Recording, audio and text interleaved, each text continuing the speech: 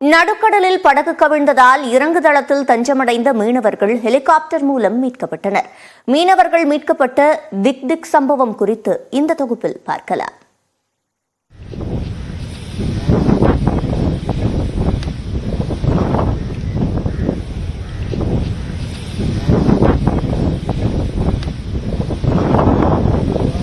ஆக்ரோஷ அலைகள், ஆளை தள்ளும் சூறைக்காற்று என வங்கக்கடல் கொந்தளித்துக் கொண்டிருந்த வேளையில் கடலூர் மாவட்டம் தைக்கால் தோணித்துறை கிராமத்தைச் சேர்ந்த மீனவர்கள் தடையை மீறி கடலுக்குள் சென்றனர். தினேஷ் என்ற மீனவர் தனது வலையை எடுப்பதற்காக படகில் 3 பேருடன் சென்றார். கடலுக்குள் அவர்கள் செல்ல செல்ல அலைகளின் வேகத்திற்கு ஈடு கொடுக்க முடியாமல் அவர்கள் படகு தடுமாறியது. ஒரு கட்டத்தில் அலையின் சீற்றத்தில் சிக்கிய படகு கவிழ்ந்தது. இது குறித்து கரையில் இருந்த மீனவர்களுக்கு அவர்கள் தகவல் அளித்ததால் தமிழ்வாணன் உள்ளிட்ட 3 பேர் கடலில் விழுந்தவர்களை மீட்கச் சென்றனர்.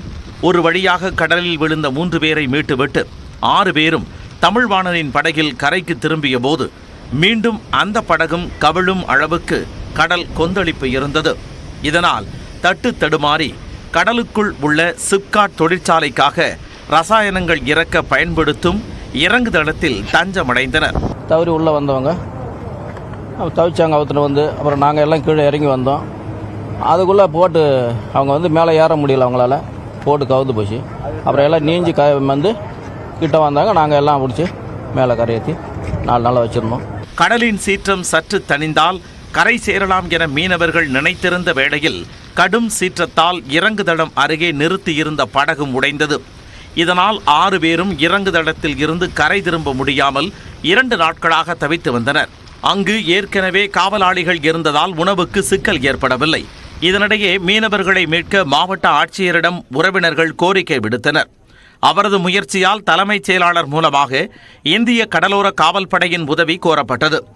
ஆனால் கடல் பகுதியில் சூறைக்காற்று வீசியதால் ஹெலிகாப்டரில் மீட்பதிலும் சிக்கல் இருப்பதாக கூறப்பட்டதால் மேலும் சில நாட்கள் மீனவர்கள் அங்கேயே இருக்கும் நிலை ஏற்பட்டது. ஆனால் சித்திரைப்பேட்டை கிராமத்திற்கு ஹெலிகாப்டரில் வந்த கடலோர காவல் படையினர் சூழலை ஆய்வு செய்து துணிச்சலாக மீட்புப் பணியில் இறங்கினர்.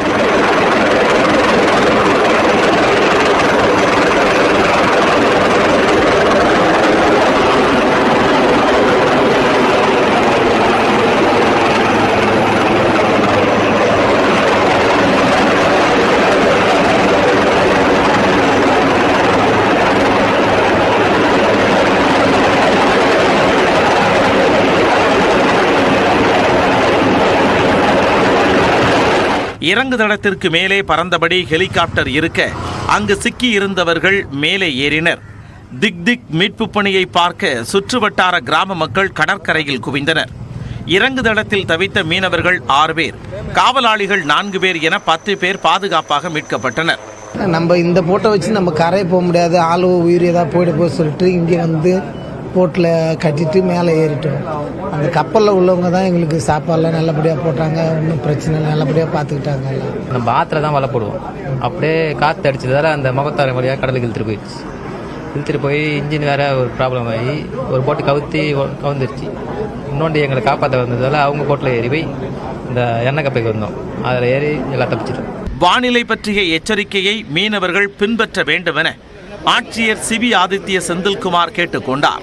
மீனவர்கள் குறிப்பாக இந்த மாதிரி கடலுக்கு போவதை தவிர்க்க வேண்டும். மாவட்ட நிர்வாகம் கொடுக்கிற எச்சரிக்கையை பின்பற்ற பாதுகாப்பாக இருக்க வேண்டும். 2 நாட்களாக கடலுக்கு நடுவே தவித்த மீனவர்கள் பாதுகாப்பாக வீடு திரும்பியதால் குடும்பத்தினர் மகிழ்ச்சி அடைந்தனர்.